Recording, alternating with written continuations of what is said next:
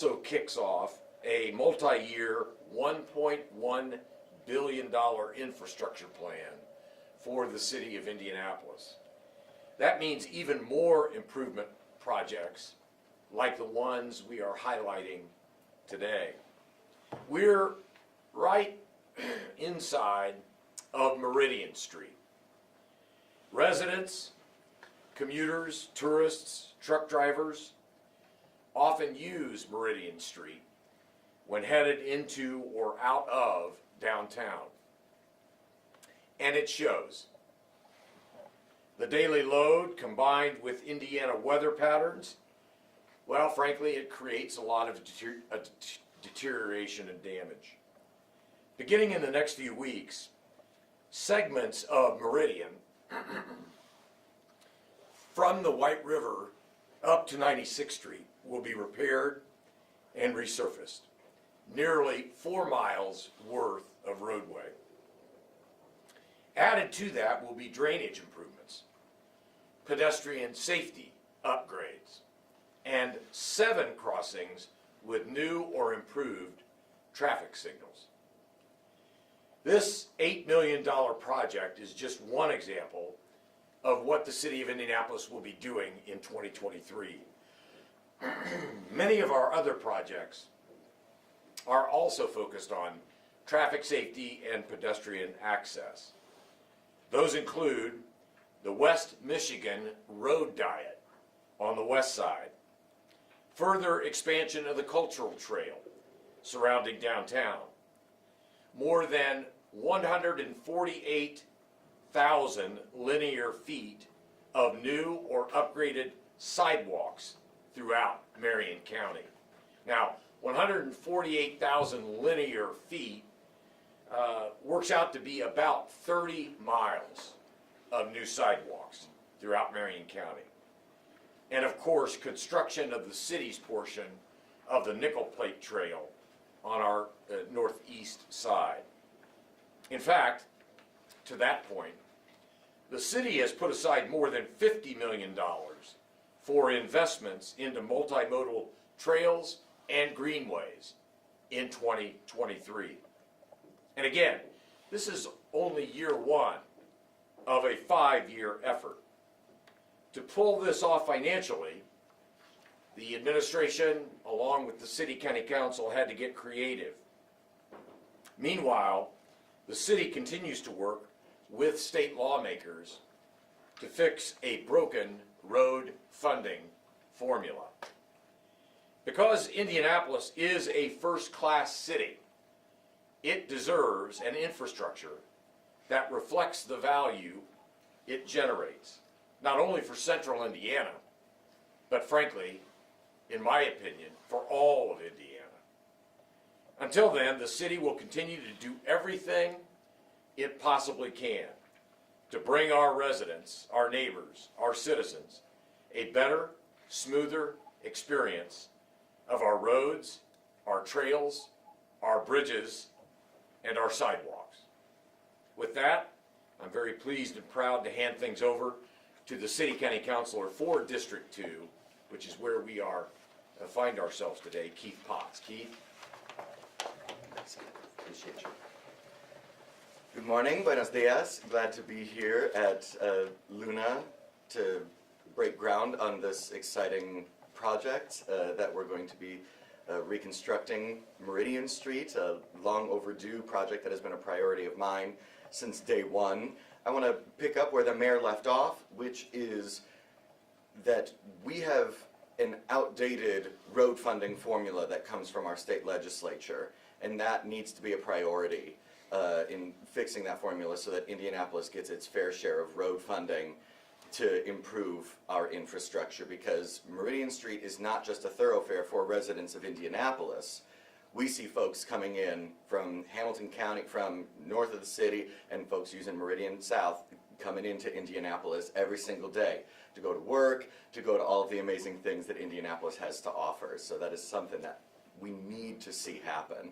But District 2, Washington Township, is thrilled to see this investment in our roads. we have the Infrastructure Neighborhood Partnership Program that is going to see improvements in partnership with IU Health and Washington Township Schools. And this is just a project that is long overdue and something that we're thrilled to see happen for our neighbors. It's going to improve pedestrian safety and improve the commutes for folks driving from this far north side, as both the mayor and I do pretty frequently headed downtown. So thank you all very much for being here. Look forward to breaking some ground later today, and now I'll hand it over to our friends from Luna, Chris Waters. Thank you. Thank you, sir.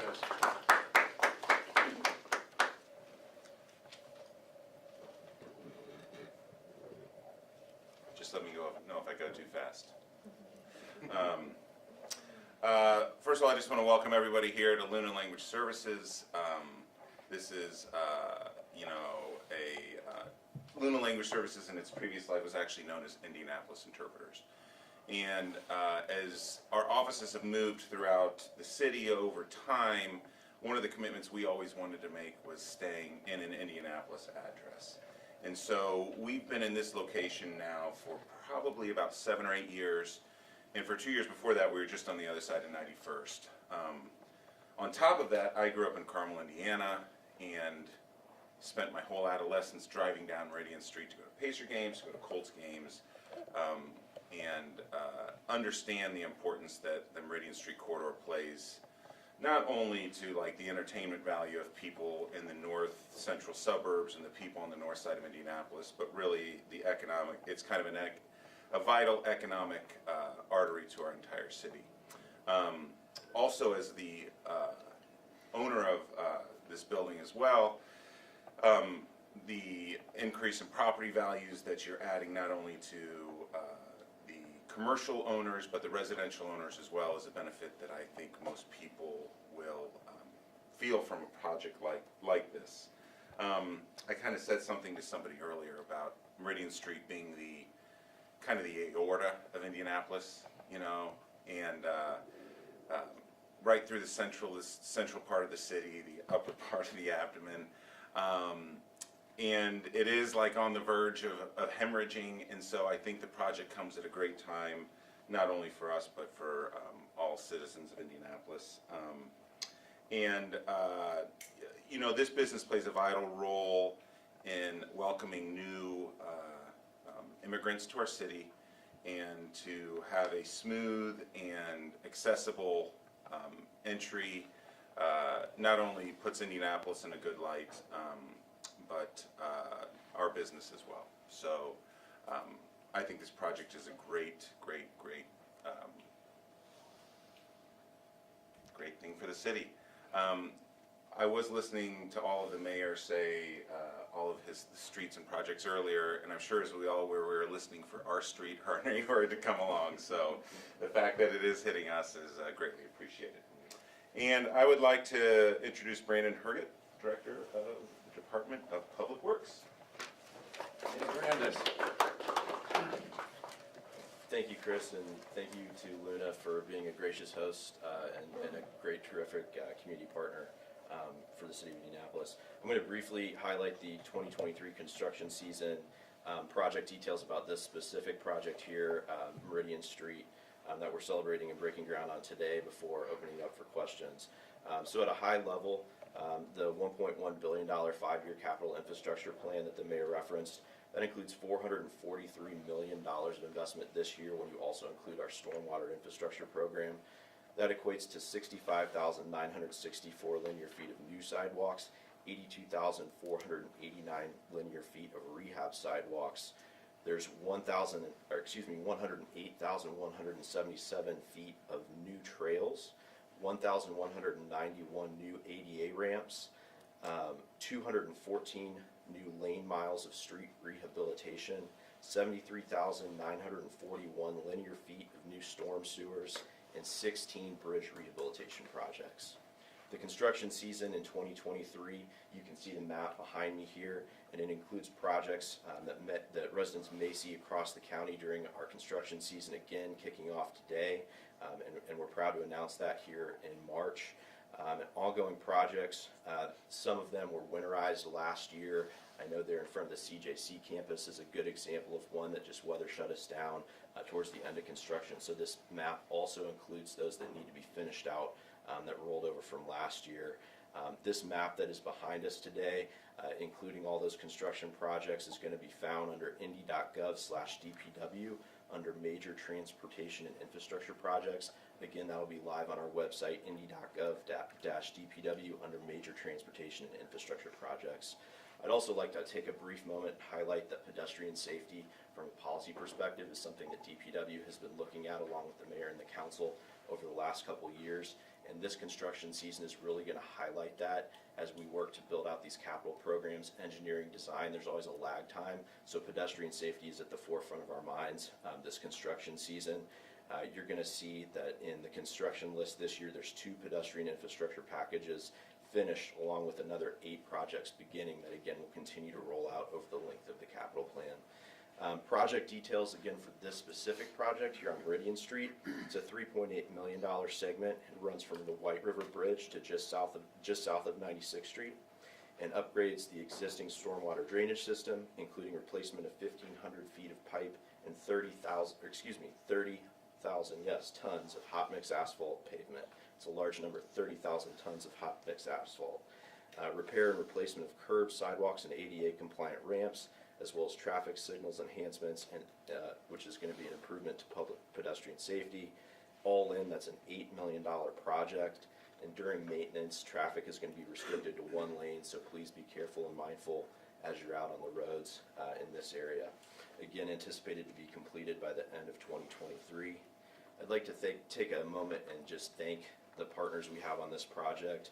The designer is Clark Dietz, the contractor is Howard Asphalt, our engineering firm is American Structure Point, our DPW staff, Erica Miller and Jason Watt, I know are here with us today. We don't do these projects as a city without strong partners, and so we're thankful to all those firms that we have contracts with that are working with us. I know our DPW crews are out there today patching potholes. Mayor, councilors, as I was driving up, I saw an operations crew out. So our crews are out, our contracted crews are out, and we're going to get our roads up and running as quickly as we can as we rebound from the winter. So with that, I believe I'm happy to open it up for questions, and thank you all for being here today.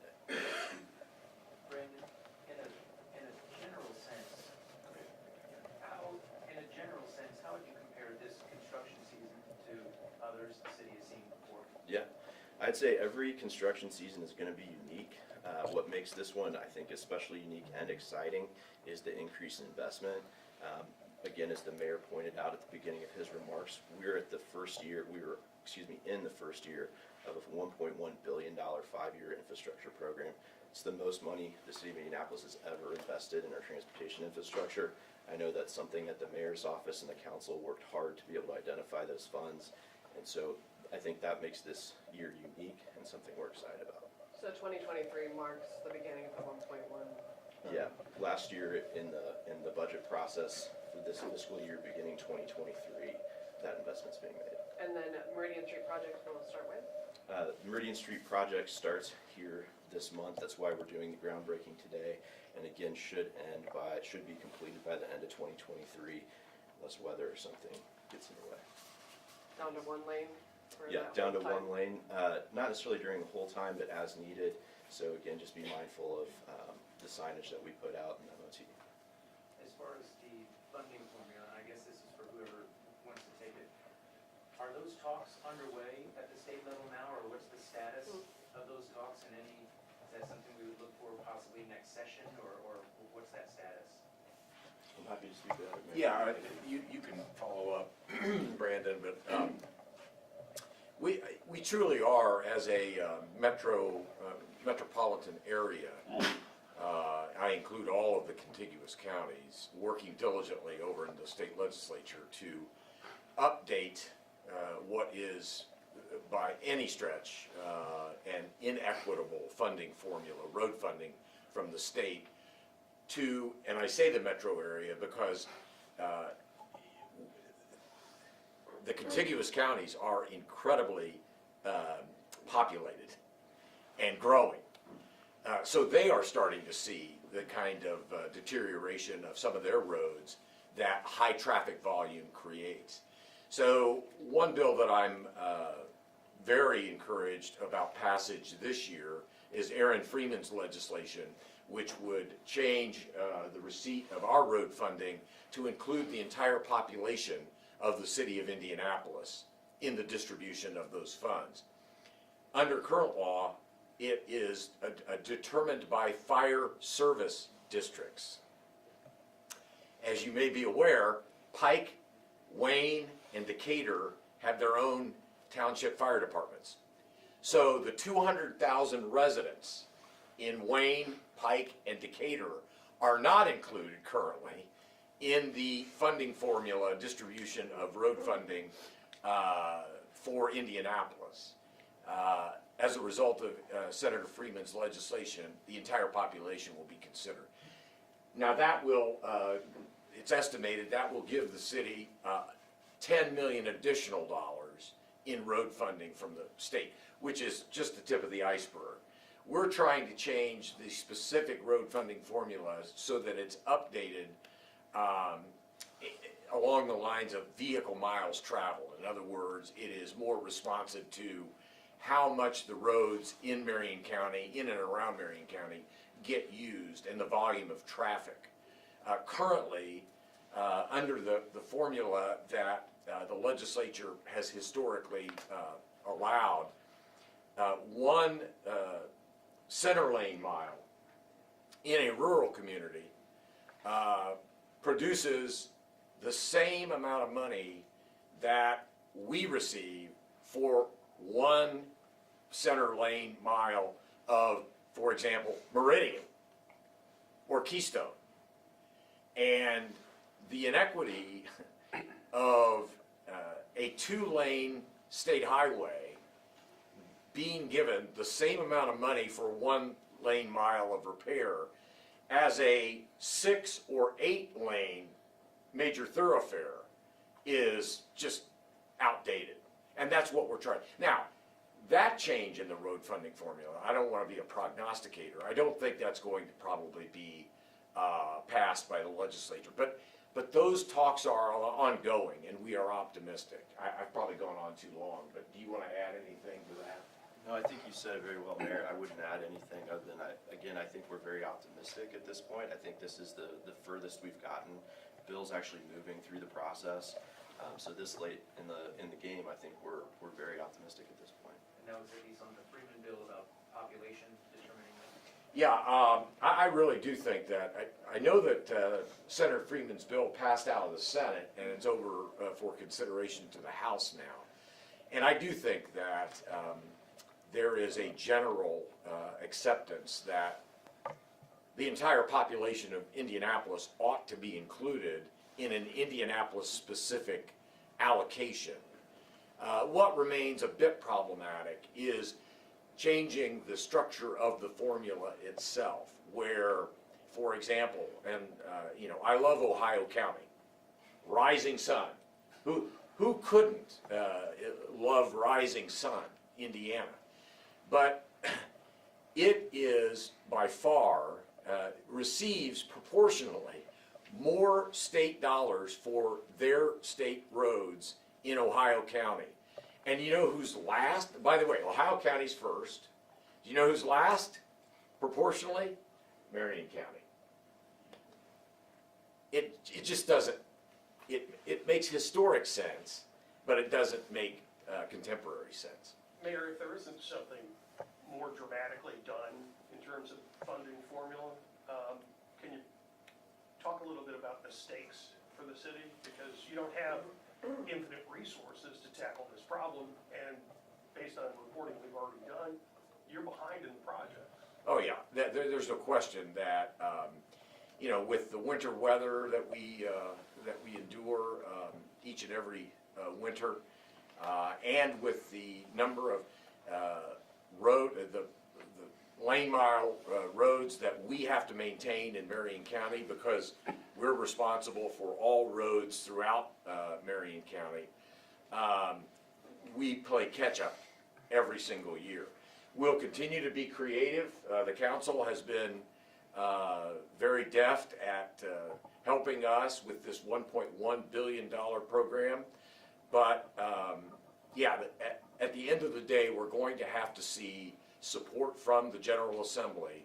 That is more, I'm not as the mayor of Indianapolis arguing that road funding ought to be taken away from counties and given to Marion County. I just think it's a question of the equitable distribution based on vehicle miles traveled, based on how populated Marion County and the contiguous counties are. And frankly, the same could probably be said for Fort Wayne, for South Bend, for Northwest Indiana, for Evansville.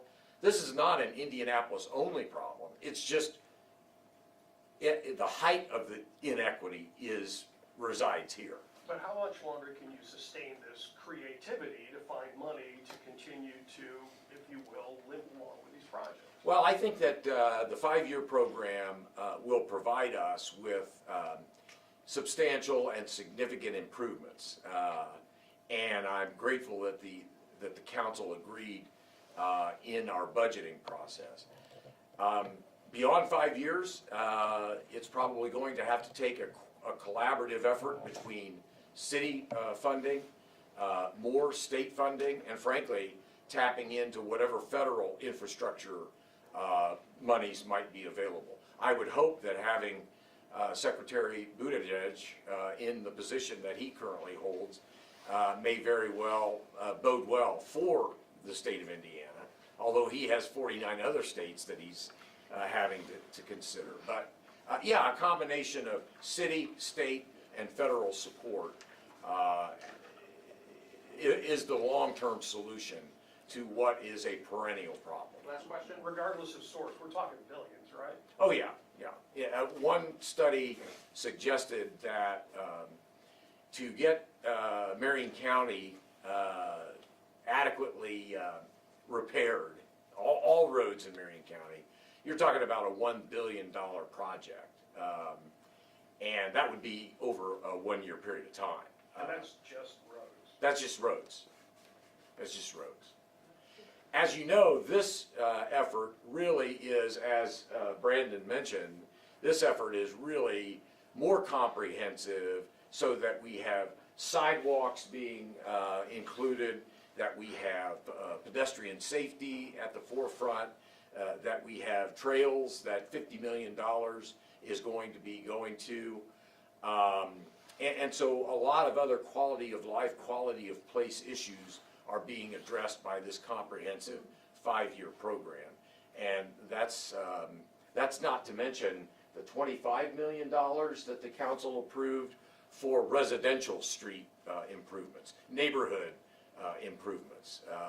So there's still a lot more to be done, but we're off to a good start, and I hope this construction season will go well. All right, sounds good. Thank you. Thanks, guys.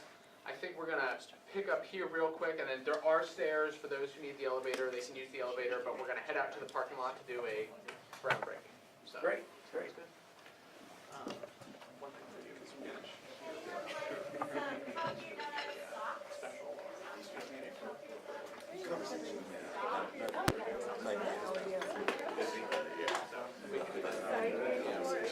Where I can make my way through. Yeah. We'll get you after that, so that works. Appreciate